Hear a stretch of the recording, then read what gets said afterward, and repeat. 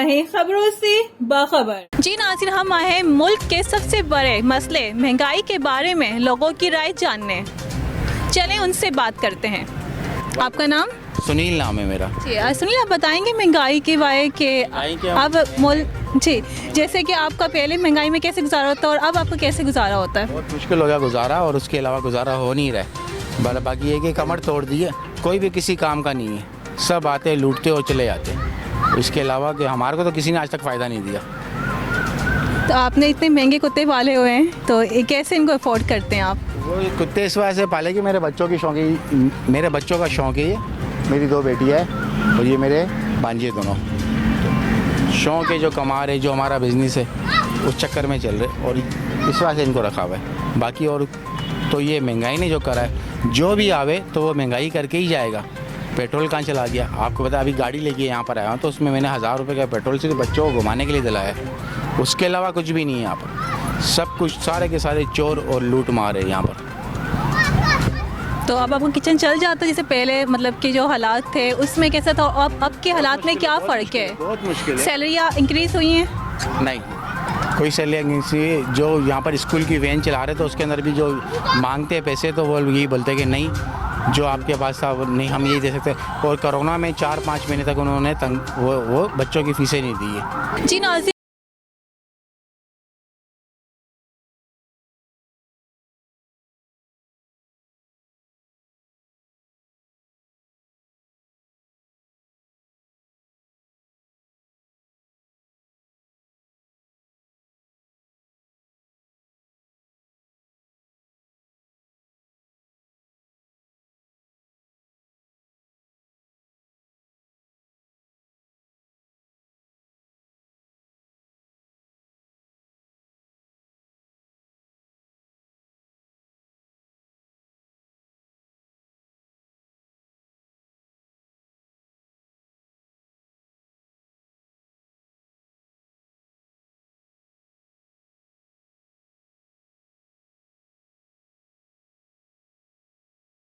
बड़ा मुश्किल से अपना गुजारा चला रहा हूँ, बस क्या करें। तो मकान किराए निकल जाता है आपके, और दूसरा के आपके घर के अखराज? मेरा ऊपर चढ़ जाता है ना, फिर वो बोलता है खाली करो खाली करो, फिर हम किसी से कर्जा पैसे वैसे लेके बस उसको दे देते, उधारा किसी से लेके गुजारा कर रहा हूँ बस।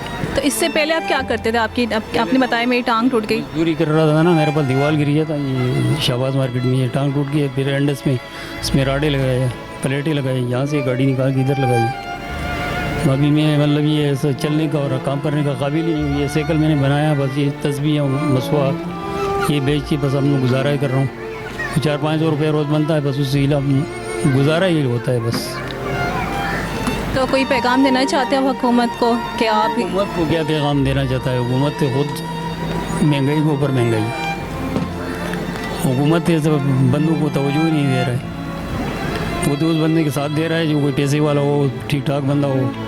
सब माजूरों को दे, पुलिस वाला भी दिखेता है, और हुकूमत इस बारे में कुछ नहीं करती, सिर्फ अल्लाह से ही बस। ना आज तक मेरे को ये 2 साल से मैं ठोकरे मार रहा हूँ ना, मेरे से किसी ने पूछा है तुमने खाना खाया है, क्या तकलीफ में है, क्यों साइकिल पे चल रहा है, क्या मसला है, किसी ने कोई बात ही नहीं किया।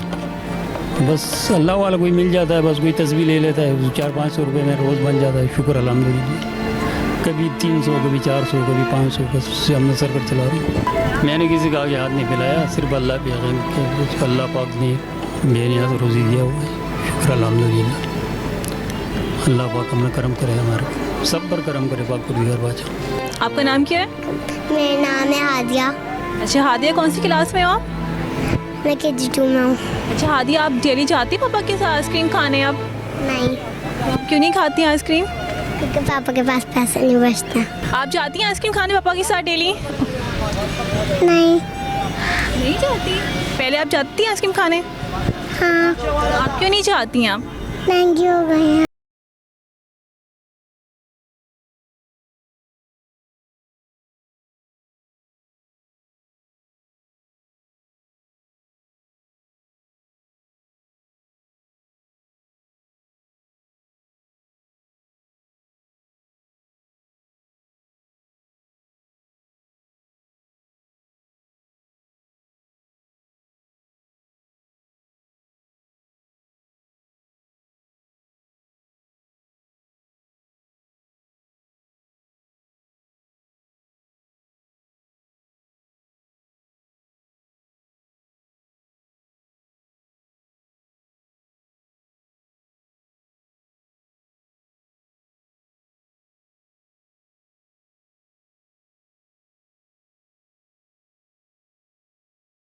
कि पहले कितना हो जाता कि अब जो महंगाई भरी है, तो आप क्या लगता है कि किचन चल सकता है इस महंगाई में? जी मैडम, बिल्कुल आप सही कह रहे हैं कि इस दौर के अंदर तकरीबन ये समझे कि 80% जो है हम पर एक महंगाई का जो है ना बोझ इन्होंने डाल दिया है।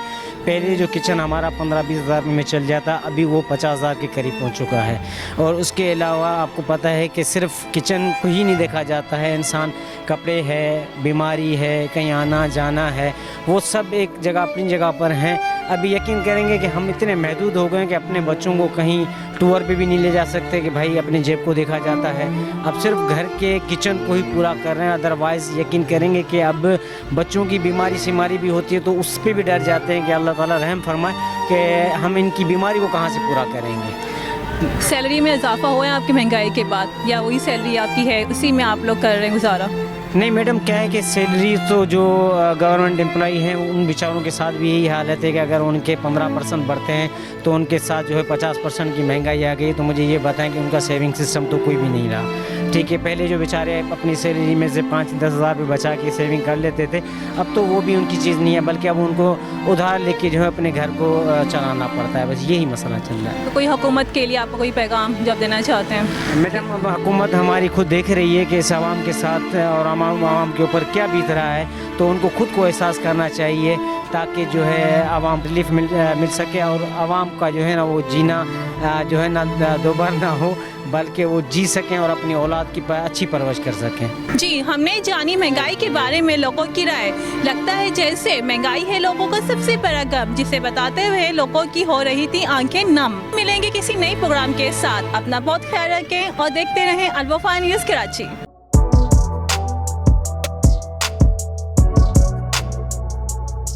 इस पर लाइक और सब्सक्राइब तो बनता है। Thank you.